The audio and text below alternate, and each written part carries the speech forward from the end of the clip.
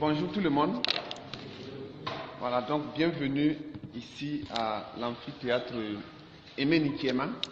Le thème dit la conscientisation, un défi incontournable pour le développement du Burkina Faso. Je crois que dans mon intervention ressortiront des éléments parce que cette conférence s'inscrit en droite ligne de la vision donc, que le mouvement s'est fixée. Donc, je propose un plan très simple. Le premier point, c'est définition. Donc, le deuxième point, un constat et les faits sur la mauvaise conscience qui prévaut actuellement. Le troisième point, qui est le cœur même donc, du sujet, va porter sur l'impact de la conscientisation. En quoi la conscientisation est incontournable pour l'essor donc, du Burkina Faso. Troisième point, et enfin le dernier point, le quatrième, c'est les perspectives. Qu'est-ce que nous entendons quelles sont nos attentes dans l'apport de la conscientisation pour le futur du Burkina Faso? En menant ce combat, quelles sont les perspectives auxquelles on s'attend? Et bien évidemment, à la fin, nous aurons des questions et des réponses. Voilà. Donc, commençons par le commencement. Définition. Définition très simple. Quand nous parlons de conscientisation, nous parlons d'un processus de prise de conscience face à un mal de la société, face à une difficulté ou bien face à une situation donnée. On n'était pas conscient de la gravité de la situation, mais on commence à se rendre compte que dans tel domaine, il faut une révolution des pensées. Donc la conscientisation, c'est une transformation qualitative, donc un reconditionnement de la pensée d'un individu, une révolution donc de son système de pensée de façon générale ou dans un domaine donné. Et laissez-moi vous dire que dans la société, tout le monde n'a pas la même vision sur un problème donné. Si bien que je peux avoir une bonne conscience dans un domaine donné, et dans l'autre, j'ai une mauvaise conscience. Voilà pourquoi la bataille de la conscientisation est une bataille ardue.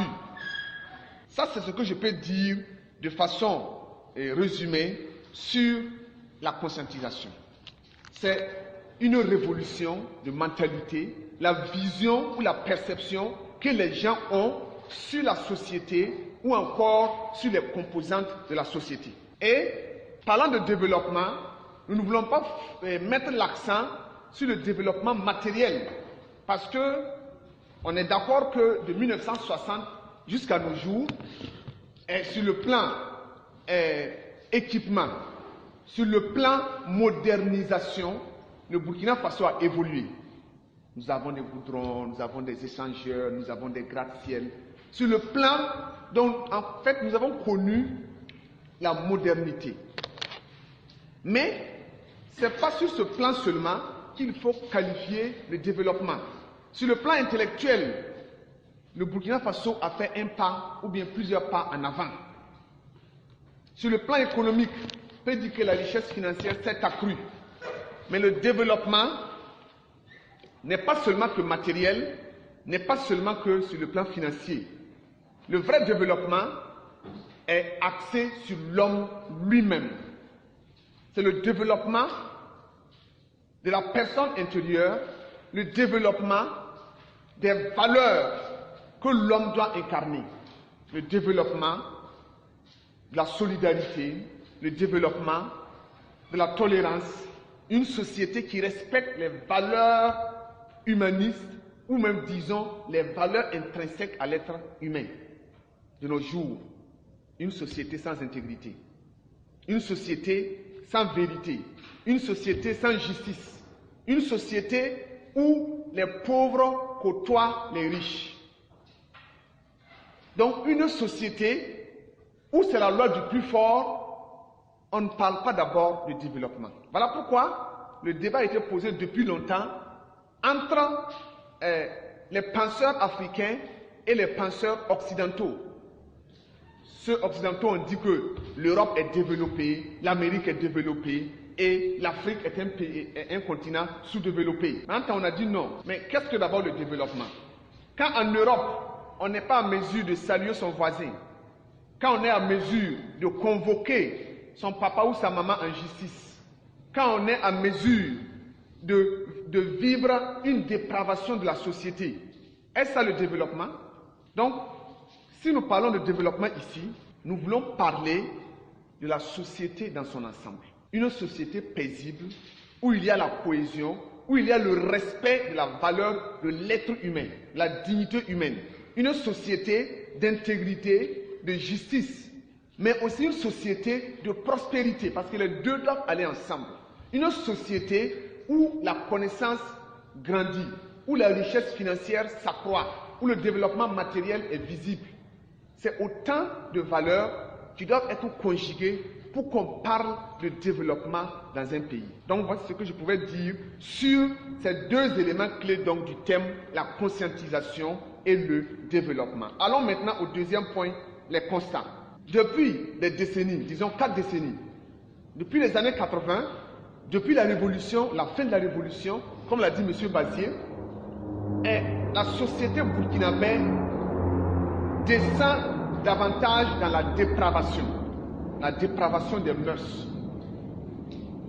Jadis, on disait que le voltaïque est un homme intègre. Mais Laurent Gbagbo l'a bien souligné. Il a d'abord dit que de nos jours, on ne peut pas dire que le Burkinabé est un homme intègre. Non. Le voltaïque est un homme intègre.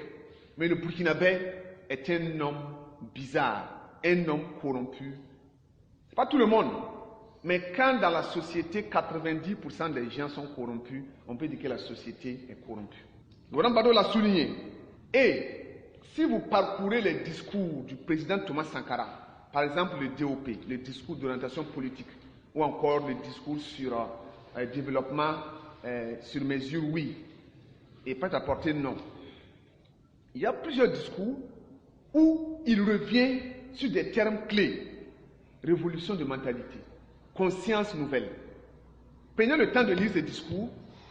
Il dit que la société nouvelle exige des hommes nouveaux. Quand on dit des hommes nouveaux, ce n'est pas des gens qui vont naître. Non, c'est des gens qui existent déjà, mais qui doivent changer dans leur manière de voir et de gérer la société. Dans ces discours, la conscience nouvelle revient et le changement de mentalité revient. C'était son combat. Et un autre l'a si bien dit. Je parle de Arsène Boinsangue. C'est de lui qu'est venu le terme « la morale agonise au Faso », que beaucoup empruntent de nos jours.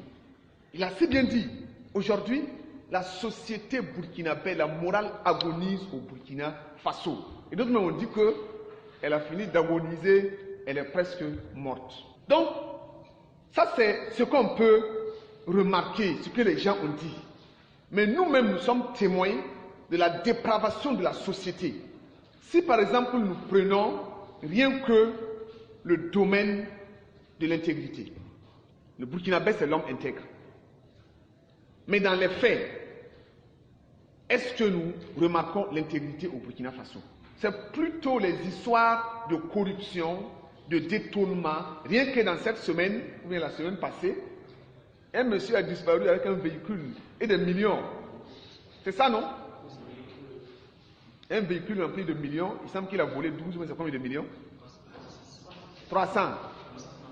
Mais il a prélevé, non, mais il a tout pris. Voilà. Voici des faits d'actualité qui prouvent qu'il n'y a plus d'intégrité. Et ce n'est pas le seul domaine. Dans mon livre qui a paru récemment, j'ai pris le temps au chapitre 2 pour faire le diagnostic de la mentalité du Burkinabé aujourd'hui. Chapitre 2. Et je reviens sur presque tous les points où on remarque que la société agonise. Il y a la méchanceté. Il y a la perversité. Qu'est-ce que la perversité? C'est la vie immorale. Il y a de cela 15 ans, 20 ans passés, quand on parlait d'homosexualité, c'était des choses en Europe. Mais de nos jours, ça se vit au Burkina Faso. La prostitution, par exemple, était un phénomène caché. De nos jours, sortez les soirs dans les rues de Ouagadougou ou des grandes villes du Burkina Faso, vous serez étonné de voir que la prostitution se pratique à ciel ouvert. Regardez un peu les clips qui passent sur les chaînes de télévision. Vous allez comprendre, parce que dans une société, la télévision reflète, les films qui passent, les clips qui passent reflètent l'image de la société. Parce que les chaînes de télévision mettent ce que les gens aiment. Et ce que les gens aiment montre quel est leur caractère, quelle est leur identité. Donc, les chaînes de télévision, c'est les mauvais films, c'est les films sur la sexualité, c'est les films sur la criminalité, c'est les films et les clips par exemple. Vous êtes d'accord que la plupart des clips au Burkina Faso sont des clips tournés vers la nudité de la femme. Si c'est faux, les questions viendront donc le prouver. Donc, nous vivons dans une société où la dépravation est continue. Revenons sur la criminalité. Nous vivons une société où le crime est devenu une monnaie courante. On tue pour l'argent, on tue pour le pouvoir, on tue même pour des questions de rancune. Donc, je ne pense pas que je doive m'étendre davantage sur les faits qui prouvent que la société burkinabé agonise. Dans le livre, je parcours jusqu'à 10 points pour montrer à quel point la société burkinabé est tombée à un niveau très bas. Aujourd'hui, la délinquance juvénile, prenez l'incivisme. Quand on dit l'incivisme à tous les niveaux. Parce que l'incivisme à la base, il y a l'incivisme au sommet. J'ai commencé par la base pour remonter vers le sommet. L'incivisme à la base, c'est quoi? C'est le peuple. On brûle le feu. C'est ça, non? On insulte les parents à la maison. On insulte les professeurs à l'école. Au service, il y a l'incivisme ou le laxisme. Le fait d'aller en retard. Le fait de descendre avant les heures indiquées. De détourner le matériel. L'incivisme fiscal, les gens ne payent pas l'impôt. Donc, il y a plusieurs formes d'incivisme. Et au sommet, on parle d'incivisme d'État. Ça, c'est quoi maintenant? Parce que un député qui détourne de l'argent, c'est aussi de l'incivisme. Un maire ou bien un ministre qui ne gère pas bien les affaires de l'État, c'est une forme d'incivisme. On appelle ça l'incivisme d'État. Ou encore souvent on qualifie ça aussi, on va le voir, de mal-gouvernance. C'est une forme d'incivisme parce qu'on ne respecte pas la loi, on ne respecte pas donc les valeurs républicaines. Et au Burkina Faso, comme je l'ai dit tantôt, ces choses sont monnaie courante. Il y a donc la gabegie, la mauvaise gestion des richesses nationales. Donc, il y a autant de faits qui prouvent qu'il faut que le Burkinabé révolutionne sa mentalité. J'ai parlé de laxisme, j'ai parlé de bureaucratie, et le fait que l'administration avance difficilement. Un pays qui doit avancer, les choses doivent aller vite. Pourquoi déposer un dossier aujourd'hui et attendre 3 mois, 4 mois, comme si le travailleur est en voyage?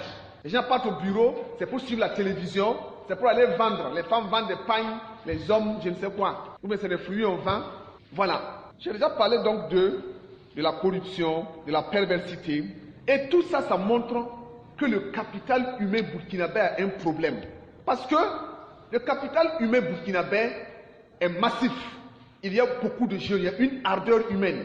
Il y a beaucoup de gens qui peuvent travailler. Ça, c'est le point positif. Mais le revers de la médaille, c'est que le véritable capital humain, ce n'est pas la masse des hommes, mais c'est leur valeur morale, intellectuelle, leur valeur humaniste. Ta capacité de respecter ton voisin, ta capacité de respecter la loi, ta capacité de respecter les valeurs républicaines, de respecter l'autorité politique. Ça, c'est ça qui fait une société. Quand chacun dans son action ne pense pas que, alors, j'appartiens à une société, ce que je pose comme acte ne doit pas nuire à la société, alors cette personne-là vit dans une inconscience. Et le plus souvent, on parle de manque de conscience professionnelle. Ça se voit partout. Dans le corps de la santé, les gens sont prêts pour sacrifier la vie des gens à cause de l'argent. Dans le document, j'en parle. La manipulation des dépôts pour s'arroger certaines faveurs. Les centres de santé publics qui se ferment au profit des centres de santé privés. Le plus souvent, les cliniques.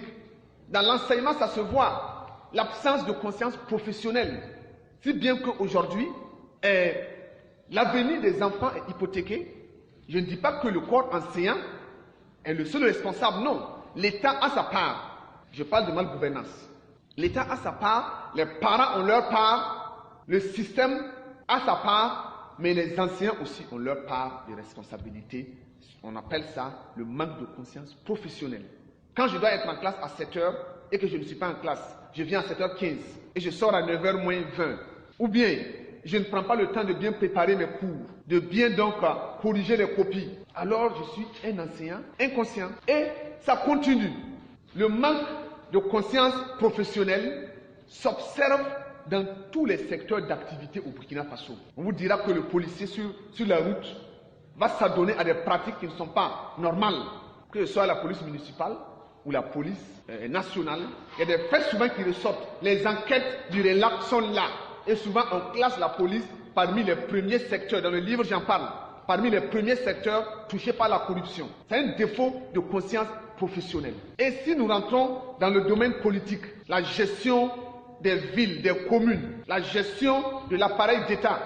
Donc, j'ai déjà parlé d'incivisme d'État. Je crois que je vais aborder le dernier point dans ce constat, dans les faits que nous vivons, qui prouvent que le Burkinabé a perdu donc la conscience, ou du moins la conscience et la morale agonisent au Burkina Faso.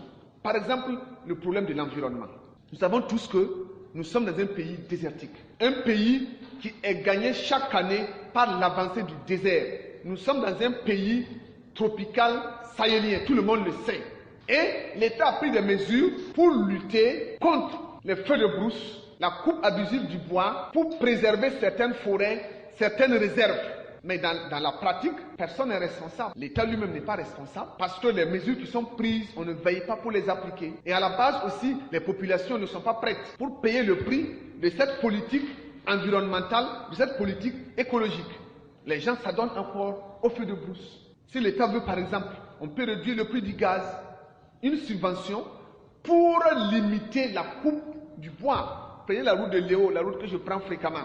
Vous ne viendrez pas à Léo ou repartir sans rencontrer des dizaines de camions chargés de bois. Et chaque camion chargé de bois est un signe que nous sommes inconscients. Il y a des pays même qui ont plus de forêts que nous, qui ne s'adonnent pas à la coupe du bois comme nous, on la pratique ici. Donc je pense que l'État devait prendre des mesures pour limiter. Si par exemple le gaz est subventionné, la bouteille de gaz qui coûte 6 000 ou 7 000, c'est ça non? Cette bouteille elle a coûté par exemple 2 000 ou 3 000. Est-ce que les gens vont encore couper le bois pour en faire le bois énergie ou encore le bois de chauffe? Non. Nous avons trouvé que le gaz est moins cher par rapport au bois. Le vendeur de bois, même s'il veut couper son bois, il n'a qu'à couper, il n'aura pas de marché, il va finir par laisser tomber. Le charbon, c'est la même chose. Les forêts classées que l'État a dressées, souvent même, ce sont des tests même de l'État qui viennent déclasser ces forêts. Une forme d'inconscience. Et à la base aussi, les populations souvent ne sont pas prêtes.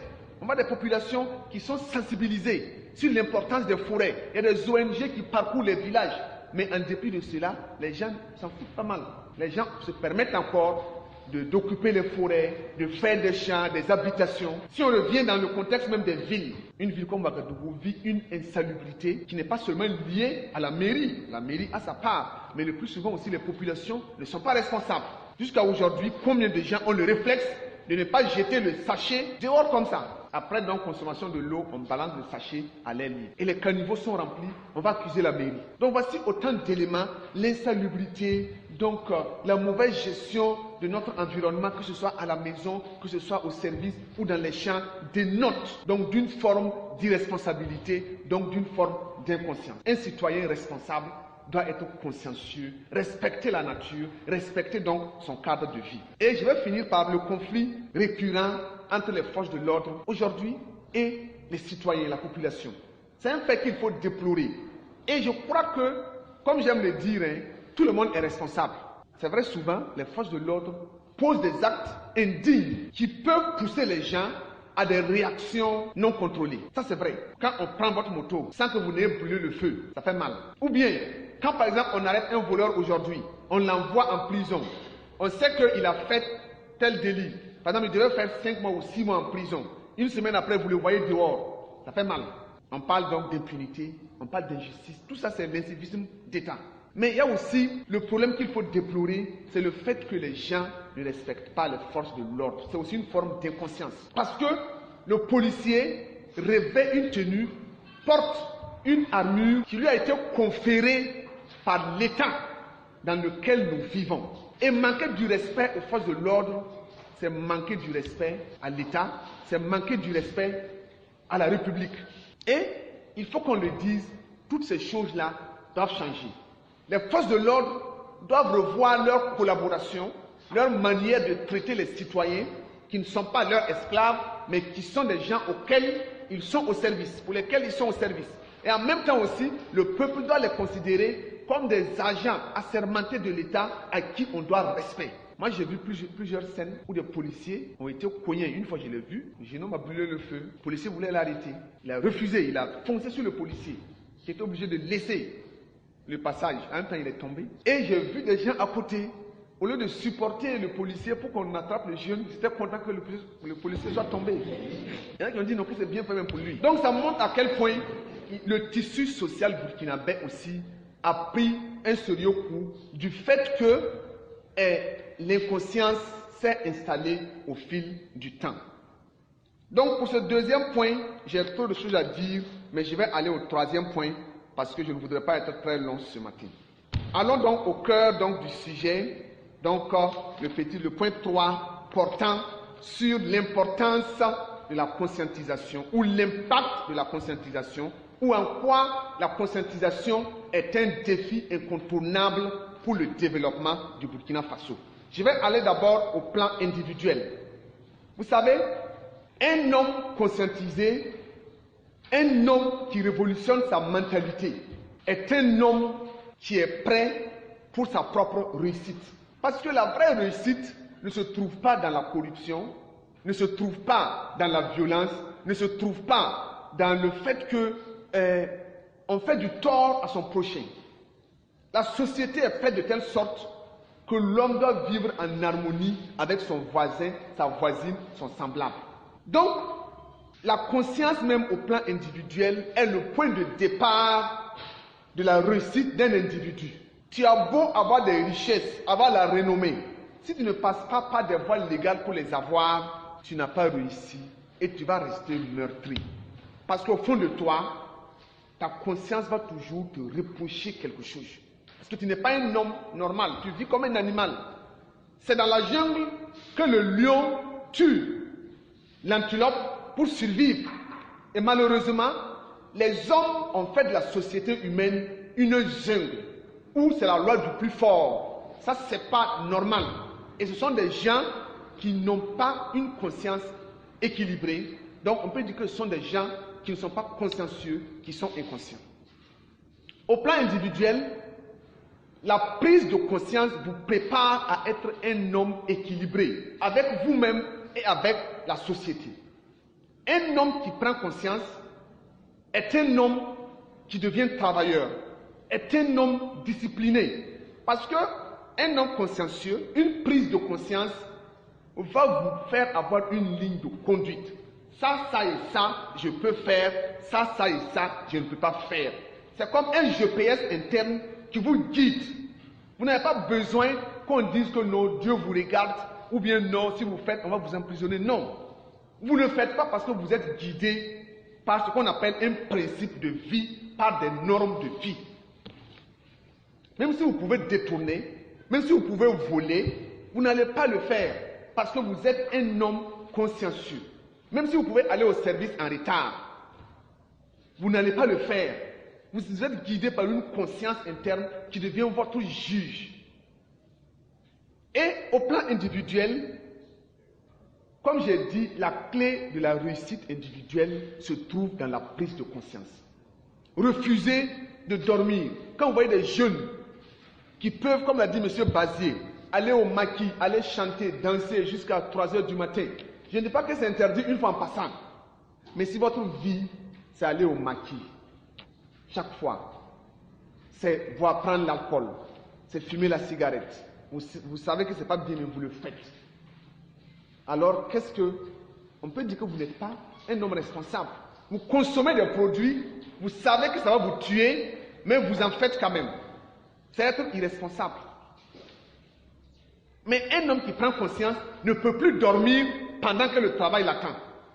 Combien de gens inconsciencieux peuvent passer toute la journée à dormir?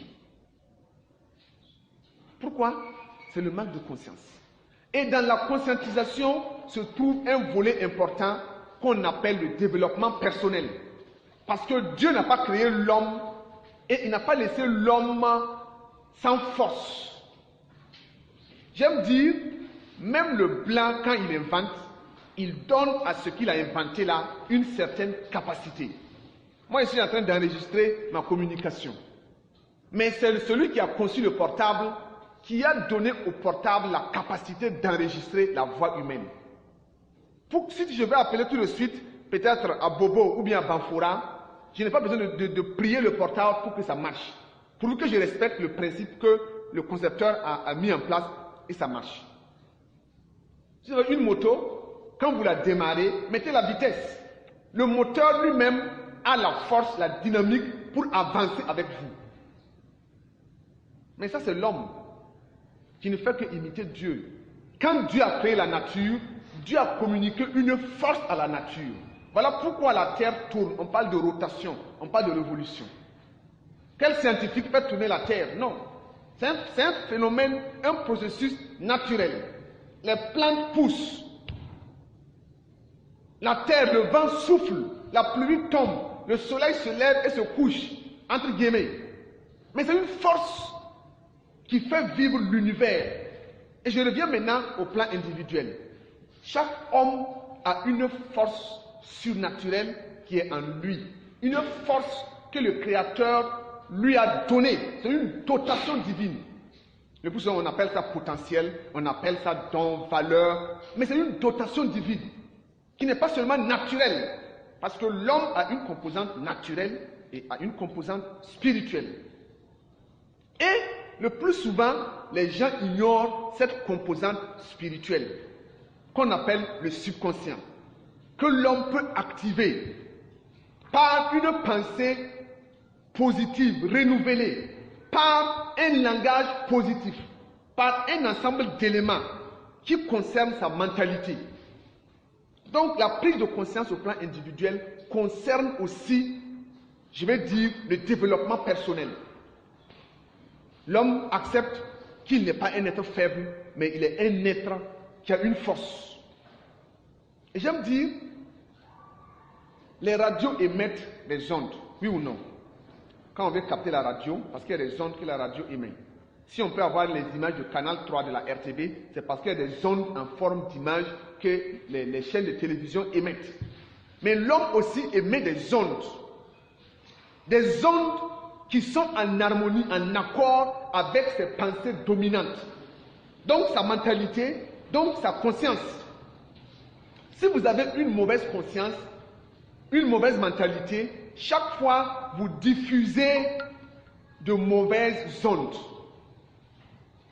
Vous êtes en train de diffuser des pensées de pauvreté, des pensées d'échec, des pensées de maladie, des pensées d'impossibilité.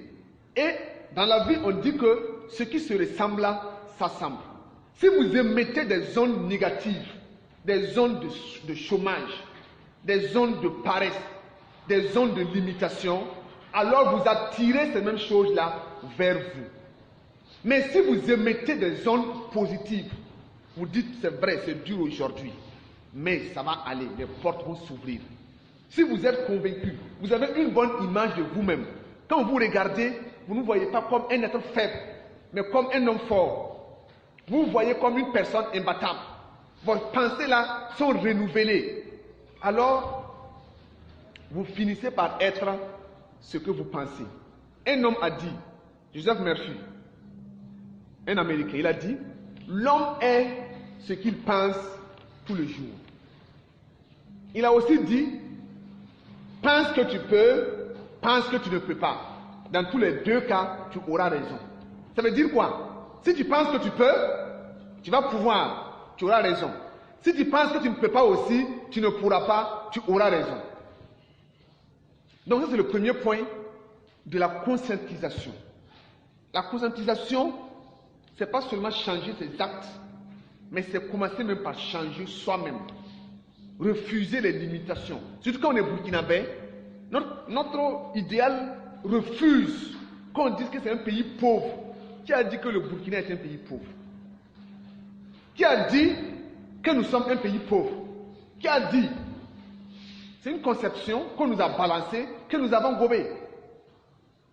Mais nous avons des richesses minières, nous avons des richesses forestières, nous avons la jungle, nous avons du gibier, nous avons un tourisme qu'on peut développer, nous avons des valeurs culturelles, nous avons assez de choses par lesquelles... Donc si on dit que le Burkina est un pays pauvre, c'est parce que nous avons accepté que cette chose-là se manifeste. Donc, un homme qui prend conscience est un homme invincible, est un homme inarrêtable, est un homme incorruptible. Parce qu'on dit que chacun a un prix. Mais si toi, ton prix, c'est ta conscience, pour qu'on puisse te corrompre, il faut qu'on enlève ton cerveau, qu'on enlève ta conscience. Et au plan familial, ou au plan de la société, pourquoi actuellement nous sommes dans une société où il y a des crises, il y a des conflits partout, les Corbeaux sont en conflit avec souvent la police, on frappe les gens pour qu'il y ait des coupeurs de route. C'est parce que les gens n'ont pas pris conscience.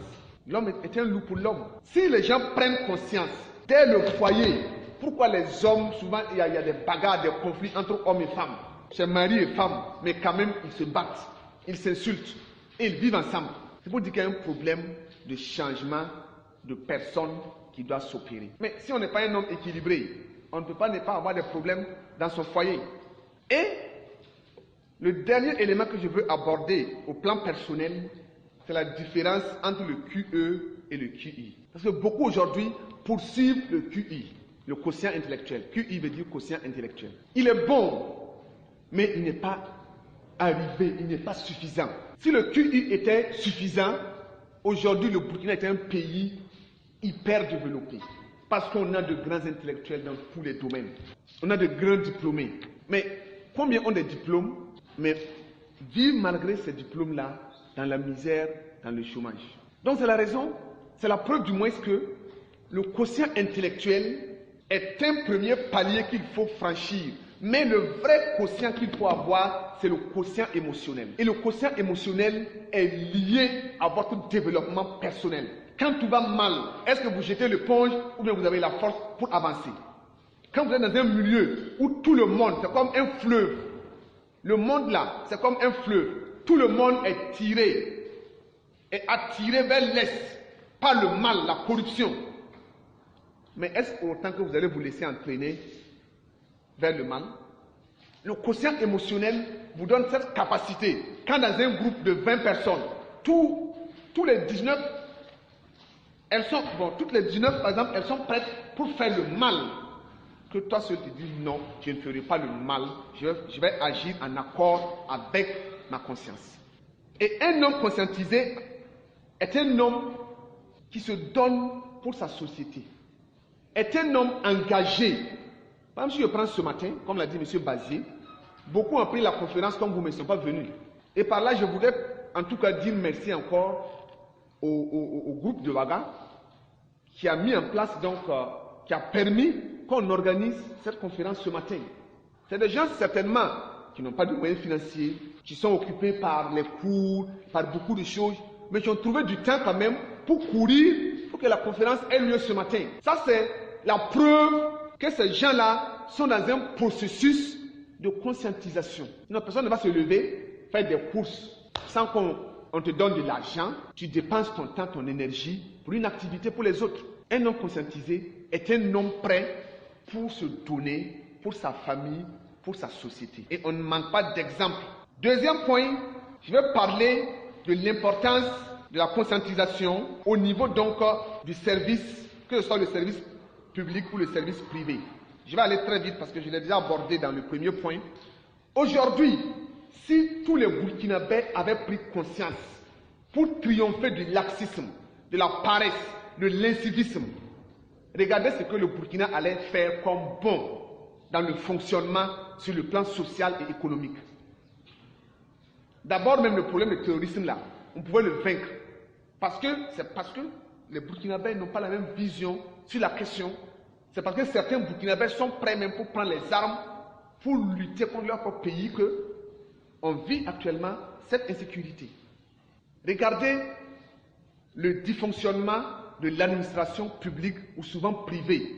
Si les gens pouvaient prendre conscience et arrêter ne serait-ce que les détournements depuis le sommet de l'État jusqu'à la base.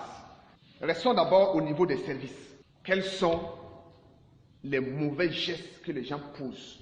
J'ai parlé tantôt des lenteurs administratives. J'ai parlé tantôt du laxisme.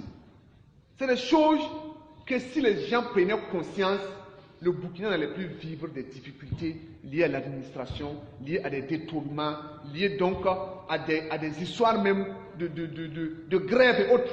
On allait trouver des moyens plus faciles pour gérer les crises que de vivre ces situations de déchirement. Allons au niveau des communes. J'ai déjà parlé de l'irresponsabilité des populations. Je vais m'atteler sur un point, la gestion des communes, la gestion des villes au Burkina Faso. Regardez comment l'inconscience a conduit, par exemple, si on prend le problème des parcelles seulement. Aujourd'hui, on n'a pas de logement pour beaucoup de gens, même dans les villes autres que Ouagadougou et Bobo, qui sont des grandes villes. Pourquoi? Parce que certains se sont permis, dans leur inconscience, de s'accaparer des richesses, du terrain. Si chacun allait se contenter d'un lopin de terrain, je pense que tout le monde pouvait être servi.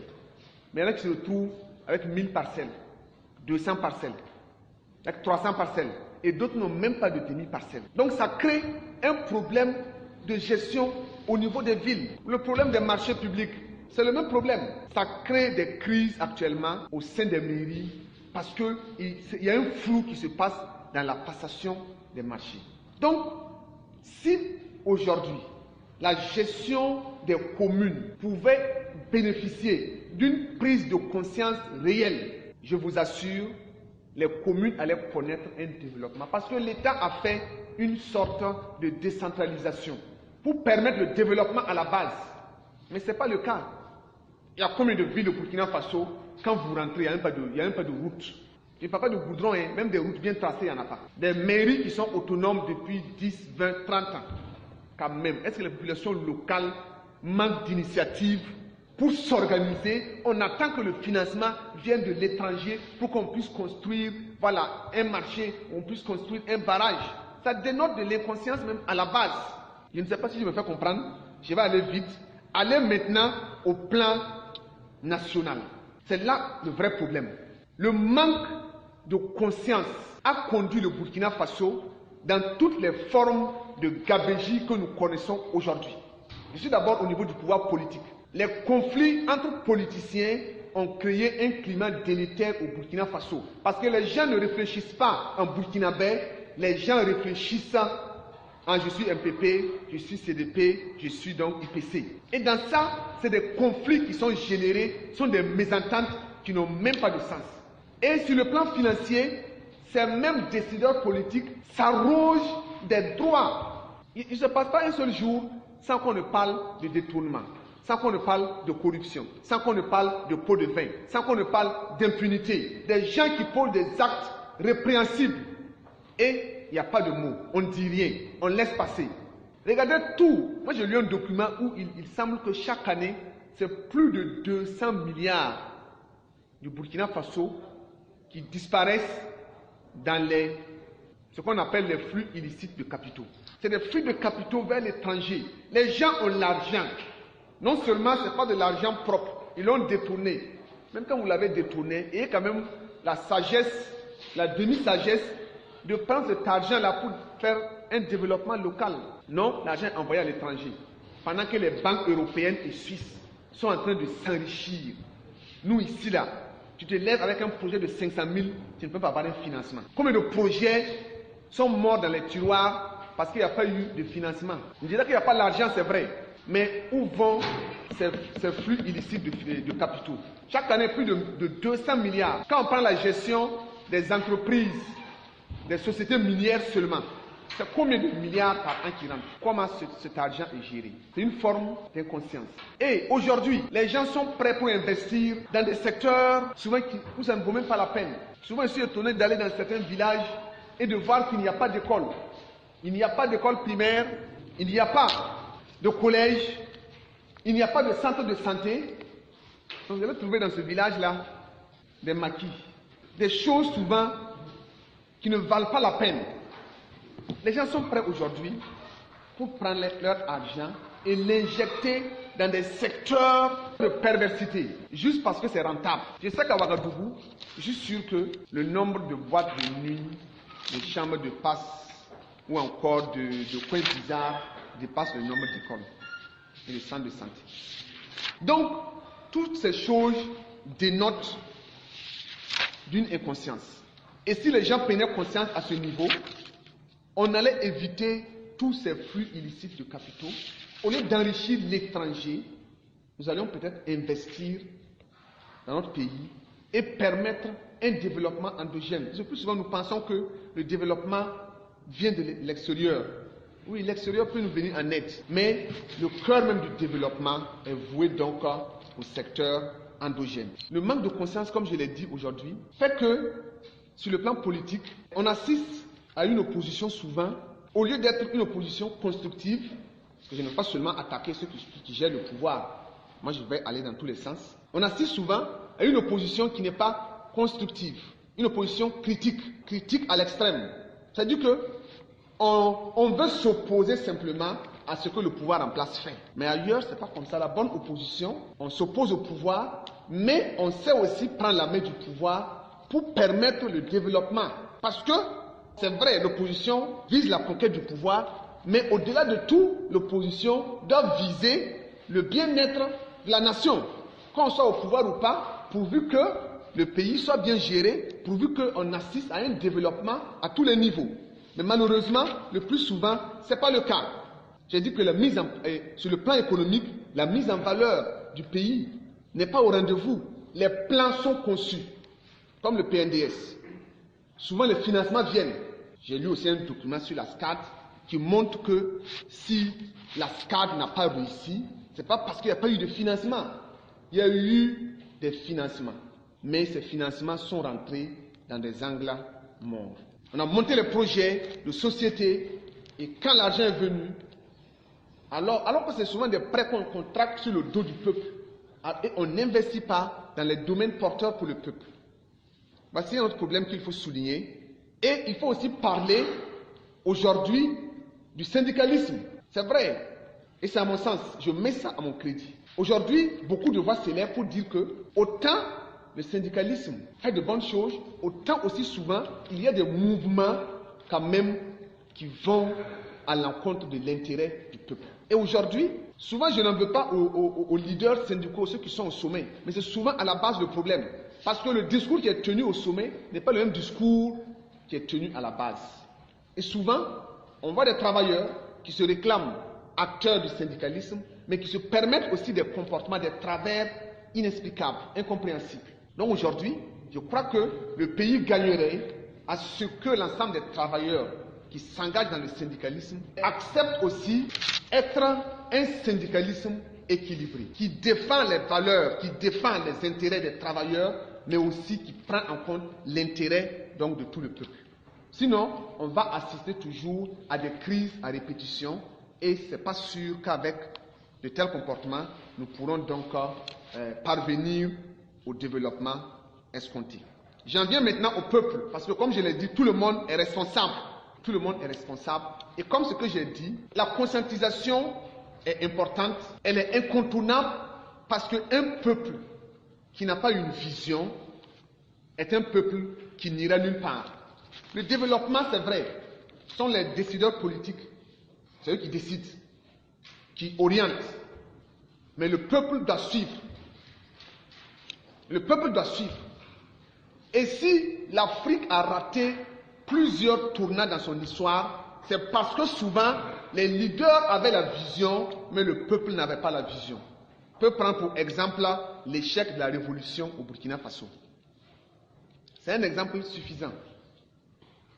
Ce n'est pas que les leaders n'ont pas eu la vision, mais on dira que non, et la faute revient peut-être à ceux qui ont tué Thomas Sankara. Je dirais oui en partie. Mais quand vous allez fouiller les archives, on va vous dire aussi que pendant la marche même de la révolution, il y a eu des gens qui se sont opposés au processus révolutionnaire, qu'ils soient intellectuels ou qu'ils soient syndicalistes ou qu'ils soient même des hommes d'affaires qui sentaient que leur privilège était en train de partir au profit du peuple. Ça, tout ce monde a refusé. Et entre-temps, on nous dit que le peuple était fatigué. Il y avait trop de... Les robinets étaient fermés. On demandait trop au peuple. et les gens étaient fatigués. Pourtant, il n'y a pas de véritable révolution sans sacrifice. Mais le peuple n'était pas consciencieux. Sinon, c'est depuis 1983 que Blaise Compaoré voulait le pouvoir. Mais il savait que le contexte, l'ambiance populaire ne lui permettait pas d'appuyer sur la gâchette. Mais un temps, il a vu, avec les plaintes, avec le courant contre-révolutionnaire, il a vu que l'occasion était belle donc, pour être saisi et se faire donc, se substituer donc, au président Sankara.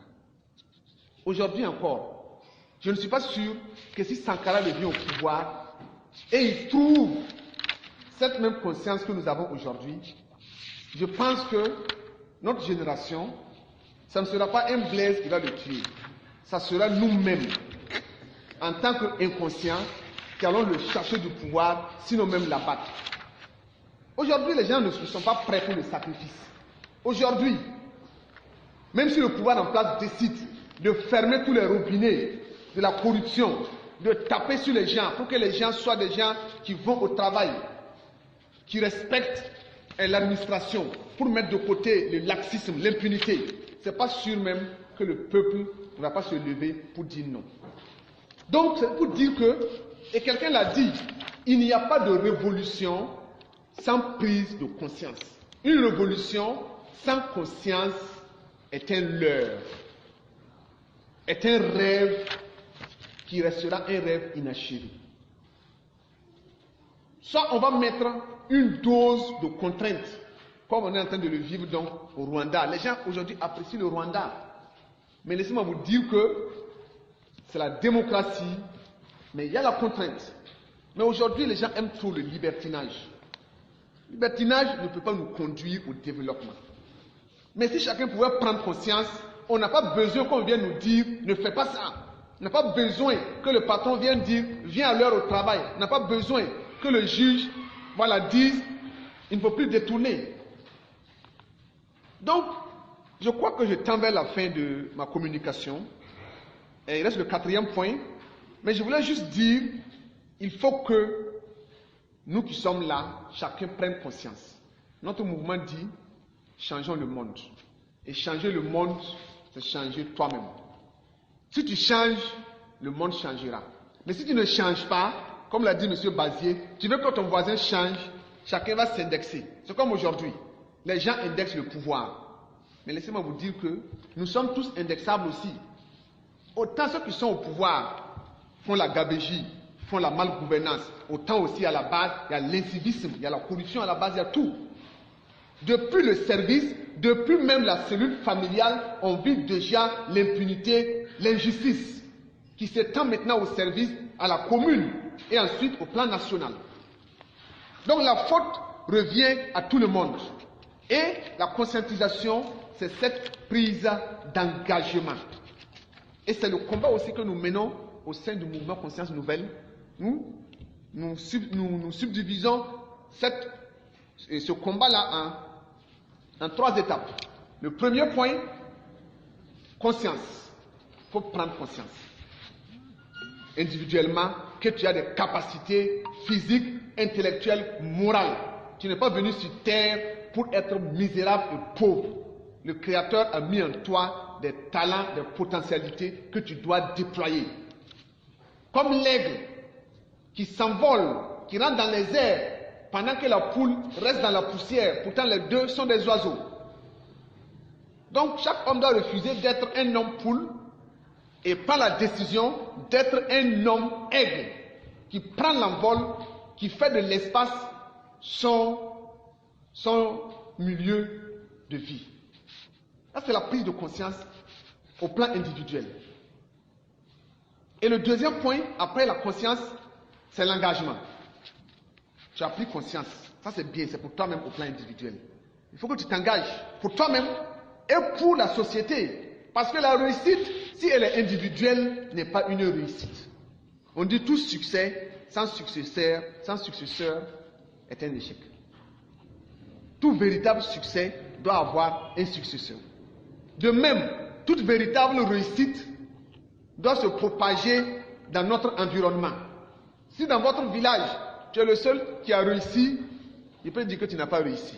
Que tu devais communiquer cette capacité à ton village. Ça, c'est l'engagement à être un citoyen exemplaire. Comme l'a dit Thomas Sankara, à être un Sankara dans ton milieu. Et le troisième point, c'est l'impact. Celui qui est consciencieux, qui s'engage, ne peut pas ne pas impacter. Si on veut, on peut t'aimer. Si on veut, on peut te détester. Mais tu vas impacter. Tu vas laisser des traces dans ton milieu, dans ta classe, dans ton amphi, dans ton pays, dans ta génération. Tu vas laisser des empreintes. Donc, la conscientisation permet de vaincre le désespoir. Parce qu'actuellement, le peuple vit dans le désespoir. Et quand il y a le désespoir, parce que ce que je n'ai pas dit, c'est l'avenir d'un homme se trouve dans son subconscient. Est-ce qu'on me comprend? Ce que tu seras demain se trouve dans ta mentalité d'aujourd'hui. Ça, c'est au plan individuel. L'avenir d'un homme se prépare dans son subconscient. De même aussi, l'avenir d'un peuple se trouve dans le subconscient de tous les individus. Si les Burkinabés, dans leur majorité, pensent que le Burkina est un pays pauvre, un pays misérable, le Burkina sera pauvre et misérable. Si nous pensons que c'est un pays désertique, un pays qui ne peut pas aller loin, un pays où les étalons ne peuvent pas avoir la canne, un pays où on ne peut pas avoir de grands joueurs. Oui, quand on parle du Burkina, on dit non, voilà, si c'est la Côte d'Ivoire, c'est le Cameroun. Il faut qu'on arrive à accepter que nous aussi, on peut avoir des ballons d'or africains, même des ballons d'or mondiaux, comme l'a eu George Weah. Si nous commençons, les Burkinabés ont ce rêve-là en eux, alors ça va commencer à changer la destinée de tout le pays. Dans mon livre, là, j'ai donné l'exemple de la Grande-Bretagne. Quand Hitler devait attaquer la Grande-Bretagne en 1941 ou 42, Seconde Guerre mondiale. 1941, merci. Et le Premier ministre britannique, Churchill, il savait que la Grande-Bretagne n'est pas prête pour faire face à l'armée d'Hitler. Mais il savait qu'il avait découvert le secret de la parole et de la conscience. Il a fait un discours et il a dit que nous avons une bataille. Le rendez-vous de l'histoire est devant nous.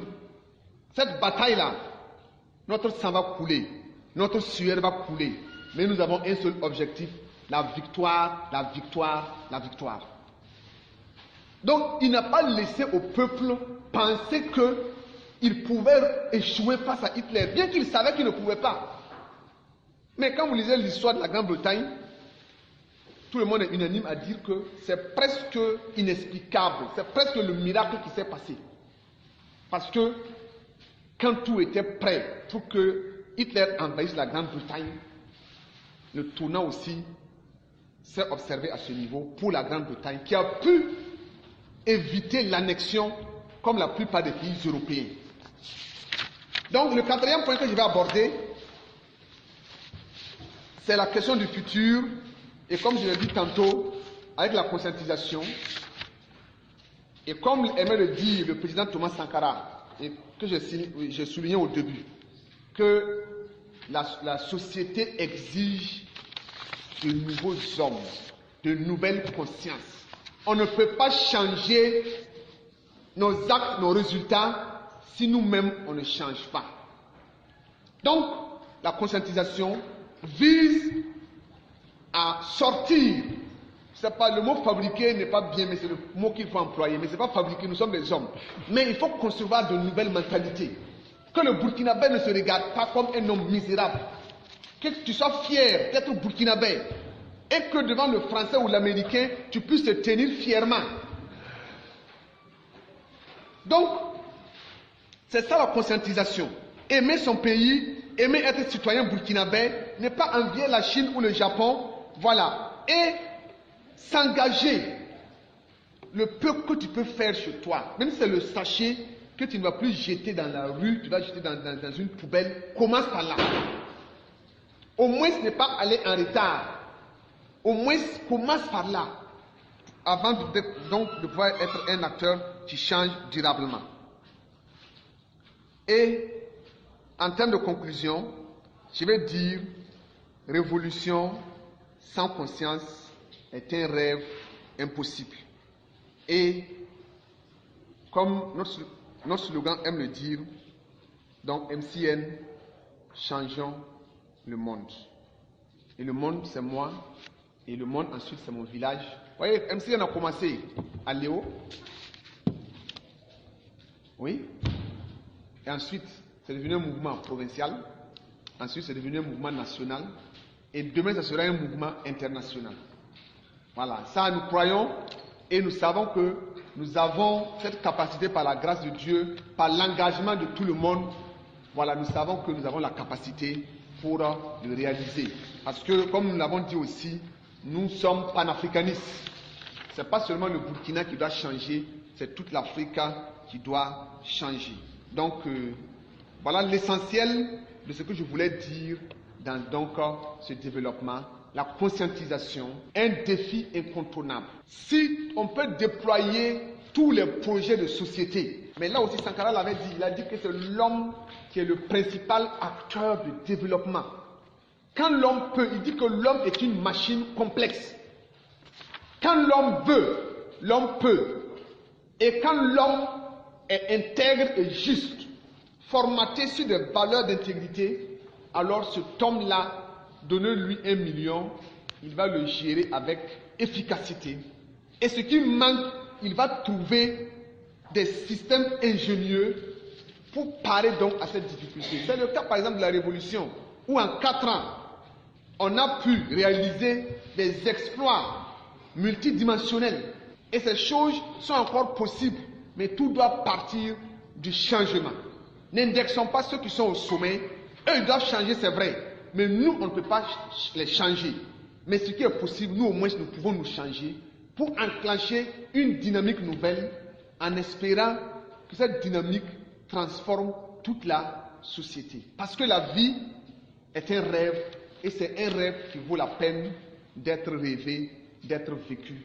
Comme Nelson Mandela en Afrique du Sud, comme aussi Martin Luther King aux États-Unis. Merci bien, que Dieu nous bénisse.